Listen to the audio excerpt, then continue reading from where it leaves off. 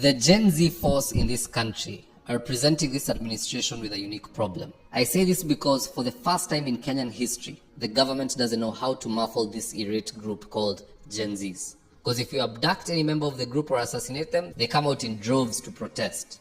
So now the abductions and extrajudicial killings have had to come to a standstill, especially with the US Secretary of State Antony Blinken also calling out Kenya Kwanza for the same atrocities. But that aside, as we speak, the Gen Zs have adopted a new war strategy that has totally defeated the deep state's defenses. And this war machine is none other than memes. Let me walk you through a few of those just in case you're not acquainted, then we can proceed. Here there's this gentleman called Yoko. He has posted an image saying this is the face of corruption, and he's quoting somebody saying, "I will steal till your pockets run dry, so help me God." No one has to be told this is an image of the president. They've been using this head shape to depict the president. We move on to this other tweet by someone called Book 10. This is an image of the president rapping like an artist on stage. And then when you look at what the tweet says, he's basically remixed one of the songs which is trending in the country. And he has typed, siucheki, ati tax ya kudonjo ni tax ya mkuu.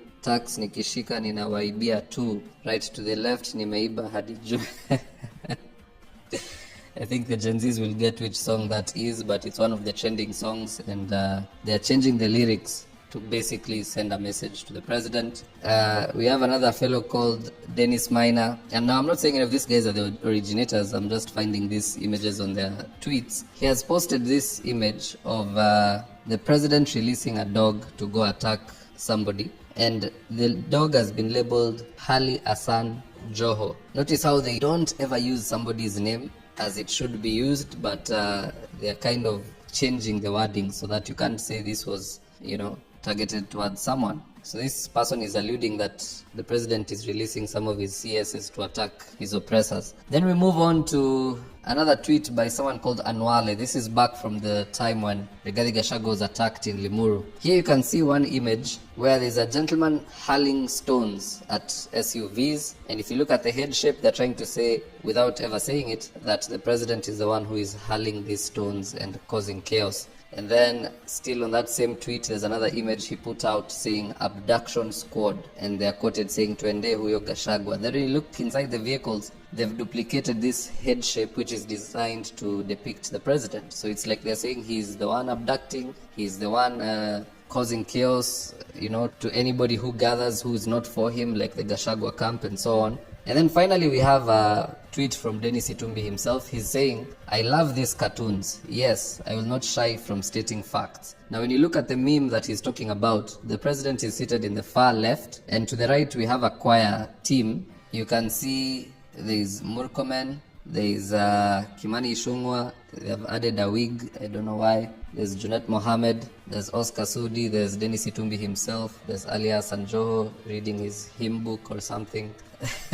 There's John Buddy running the lyrics. And then there's this gentleman here, I'm forgetting his name, but he used to roast the president, but now I think he's switched sides since Opio and I also switched sides. So, and then at the top, the written praise and worship team. So this is the team that is now currently singing praise for the president. Then I almost missed this. There's two more beneath this tweet of Dennis Itumbi. One is of tombstones, where they're saying the president is burying something, and apparently they've labeled that he's buried the economy, agriculture, Gen Z's, jobs, education, and health. And finally, there's one more down here where someone is depicting the president to be holding a bowl, and his followers are required to surrender their brains to him. In other words, they have no thought process of their own. They'll simply do as he says and they follow. I believe that's the message they're putting across here. Now here's why these memes are devastatingly effective. Number one, police cannot arrest any Kenyan for these memes because they can't prove where the meme originated from.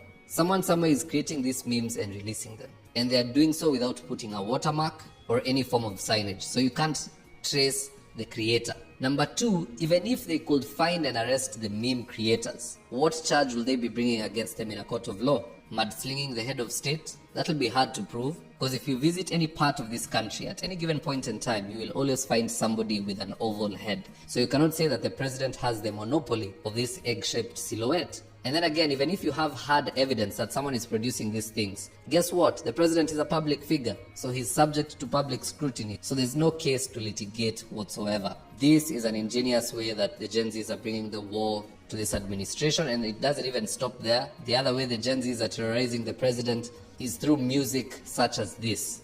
Kasongo yeye Mumbali nanga Kasongo mbona wewe. So now when Kenyans hear this music, they know that the president has done something wrong and is being exposed using comedic means. Now at the end of the day, guys, that's just my opinion. Do let me know your own comments in the comment section below. Do you think these memes are effective, or are they just childish and not worth much? Just drop me your comments. I'll do my best to read them and to give you a response. And in the event you're here for the first time, please go and hit the subscribe button.